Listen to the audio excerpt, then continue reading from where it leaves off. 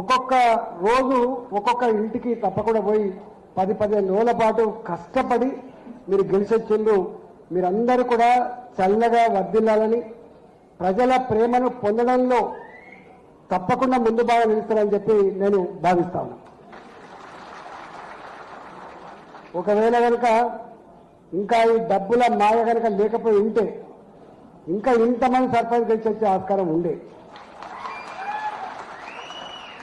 మీ అందరికీ నేను చేసే ఒక విజ్ఞప్తి ఏంటంటే, అవకాశం అందరికి రాదు. వచ్చిన అవకాశాన్ని జారవిడుచుకోవద్దు. ఇగో ఫలాని మా సారన్నకు సర్పంచ్ చేస్తే గొప్పగా పనిచేసిండు అనేటువంటి పద్ధతి మాత్రం తప్పకుండా రావాలి.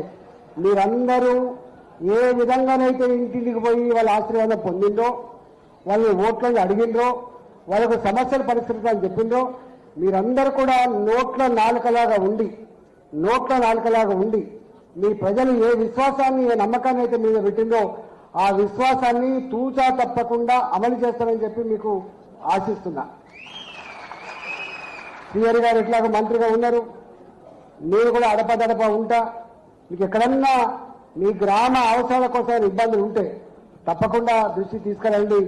కొన్ని డబ్బులతో పని అయ్యేటి ఉంటాయి, కొన్ని డబ్బులు లేకుండా కూడా పని అయ్యేటి ఉంటాయి. కాబట్టి మీకు సంపూర్ణంగా అండగా ఉంటామని చెప్పి మీకు హామీ ఇస్తా ఉన్నాం. ఇక్కడ మా ముదిరాజు బంధువులు, పార్టీతో సంబంధం లేదు, ఇక్కడ జెండాతో సంబంధం లేదు. ఇక్కడ ఒకటే సంబంధం, సర్పంచులకే కాదు పరిమితం. రేపు ఎంపీటీసీ ఎన్నికల్లో మా జెండా ఎగరాలి. రేపు ఎంపీపీ మండల పరిషత్తుల మీద మన జెండా ఎగరాలి. జిల్లా జెడ్పీటీసీలం కావాలి, జిల్లా పరిషత్తులు కూడా కైవసం చేసుకోవాలి. ఇక్కడికి మాత్రమే పరిమితం కాదు.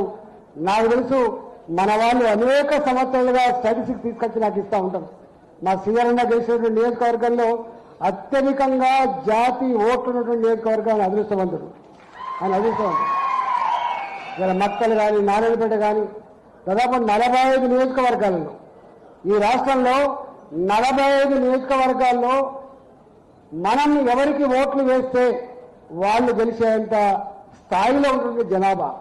కాకపోతే రకరకాల కారణాల వల్ల ఎవరి బతుకులు వాళ్ళే. ఇవాళ వృత్తిలో బతికే వాళ్ళం కొంతమంది, తోటలు బట్టి బతికే వాళ్ళం కొంతమంది, రకరకాల పద్ధతిలో బతికినాం. కాబట్టి మనం ఏనాడు కూడా ఆ రాజకీయాల మీద, పదవుల మీద పెద్ద మక్కువ లేని వాళ్ళం. కాబట్టి ఇవాళ మనం రాణించలేకపోవచ్చు. కానీ ఇప్పుడిప్పుడే తెలంగాణలో చైతన్యం వచ్చింది. ప్రతి ఇంట్లో చదువుకున్న బాబున్నాడు, ప్రతి ఇంట్లో చదువుకున్న పాప ఉంది. ఒకప్పుడు ఎడ్డి తెలంగాణ, గుడి తెలంగాణ అని చెప్పేది అనుకున్నామో, ఇవాళ ఎడ్డి తెలంగాణ, గుడి తెలంగాణ కాదు. ప్రాపంచిక జ్ఞానాన్ని అర్థం చేసుకొని గుడిసెలే కావచ్చు కాక, పేదరికంలో మగ్గచ్చు కాక, ఎవరు మనవాళ్ళు కాదు, ఎవరికి ఏం చేయాలనో అదంతా కూడా ఆలోచించుకొని గుండెల్లో పెట్టుకున్న జాతి మన జాతి అని చెప్పి మనం చేస్తాం. కానీ దాన్ని కొంత వ్యూహం ఉంటుంది, ఆ వ్యూహం తగ్గట్టుగా కార్యాచరణ ఉంటుంది. అది కనుక లేకపోతే, స్ట్రాటజీ లేకపోతే, లౌక్యం లేకపోతే, కేవలం శక్తి మాత్రమే సరిపోదు. ఇవాళ సంఖ్య మాత్రమే సరిపోదు. ఆ సంఖ్యను, ఆ శక్తిని ఒక ప్రాపర్ ఛానల్ కనుక మనం డ్రైవ్ చేయకపోతే, దాన్ని మనం తీసుకపోకపోతే ఫలితాలు రావనే విషయం మీకు తెలుసు. ఇవాళ ఏది ఏమైనప్పటికీ కూడా ఒకటి మాత్రం సత్యం, ఇవాళ ఇక్కడ నాకు తెలిసి మొట్టమొదటిసారిగా అన్ని పార్టీల వాళ్ళు కూడా ఉన్నారు. శ్రీహరి గారు కాంగ్రెస్ పార్టీ, జ్ఞానేశ్వర్ అన్న టీఆర్ఎస్ పార్టీ, భారతీయ జనతా పార్టీలో ఉన్నాం. కానీ ఇవాళ అందరికీ జమకూడడానికి ఒక కారణం ఉంది. ఇంకా ఎన్నాళ్ళు వెనుకబడి ఉందాం? ఎందుకు యాచించే స్థాయిలో ఉండాలి?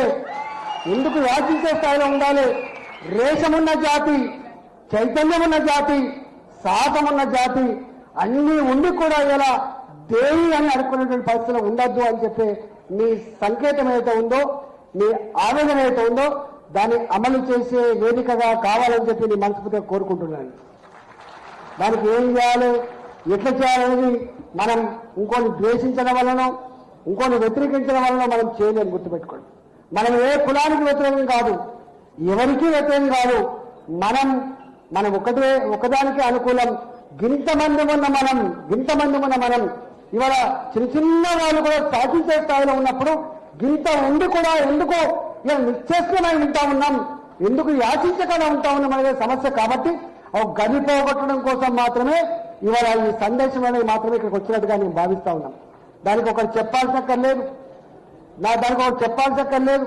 దానికి పెద్ద పాఠాలు కూడా అక్కర్లేదు, దానికి పెద్ద సాహిత్యం కూడా అక్కర్లేదు.